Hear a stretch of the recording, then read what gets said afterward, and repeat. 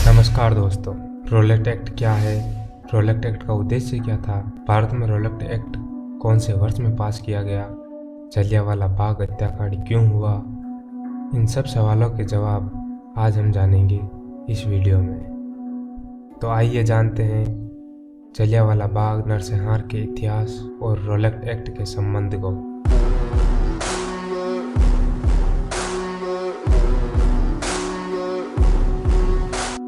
Roulette act, जिसे काला कानून भी कहा जाता है, यह कानून तात्कालिक ब्रिटिश सरकार द्वारा भारत में उभर रहे राष्ट्रीय आंदोलन को कुचलने के लिए बनाया गया था, जो 26 जनवरी 1919 में ब्रिटिश संसद में पास किया गया।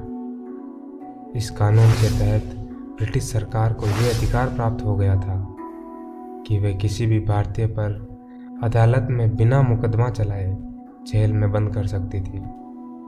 रोलेट एक्ट कानून सर सिडनी रोलेट की अध्यक्षता वाली सैंडिसन समिति की सिफारिशों के आधार पर बनाया गया था।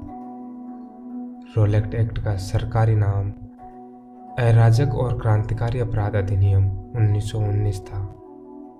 इस एक्ट में ऐसा क्या था जिसका भारत में भारी विरोध हुआ?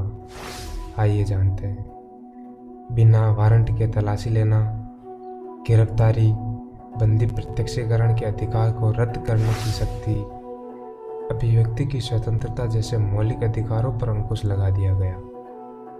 2 साल तक राजनीतिक कैदियों को हिरासत में रखने की अनुमति हो गई।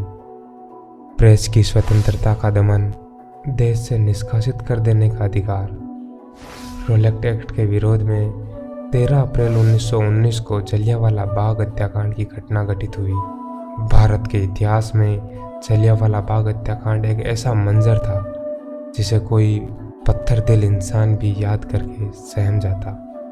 सैफुद्दीन किचलू और डॉक्टर सत्यपाल की रिहाई का अनुरोध करने के लिए जलियांवाला बाग में लगभग 10,000 पुरुषों, महिलाओं और बच्चों की भीड़ जमा हुई। 13 अप्रैल की सुबह लोग जब स्वर्ण मंदिर में दर्शन करने के बाद धीरे धीरे जलियांवाला बाग में जुटना शुरू किया, कुछ ही देर में इस बाग में हजारों की भीड़ इकट्ठा हो गई। इसी बीच ब्रिटिश सरकार के ब्रिगेडियर जनरल डायर को किसी ने खबर कर दी कि रोलेट एक्ट के विरोध में जलियांवाला बाग में लोग इकट्ठा हो रहे हैं। खबर मिलने के बाद जनरल डायर सिपाहियों के साथ बाग में पहुंच गया और नियति भीड़ पर गोलियां चलाने का फरमान सुना दिया। जान बचाने के लिए कई औरतें बच्चों के साथ कुएं में कूद गई।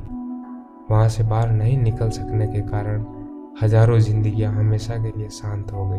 ब्रिटिश सरकार की क्रूरता गोलियों के निशान के रूप में बाग की दीवारों पर आज भी मौजूद है। सरकारी दस्तावेजों में मौतों का आंकड़ा सिर्फ 380 बताया गया है, लेकिन असल में वहां हजारों लोगों की मौत हुई थी।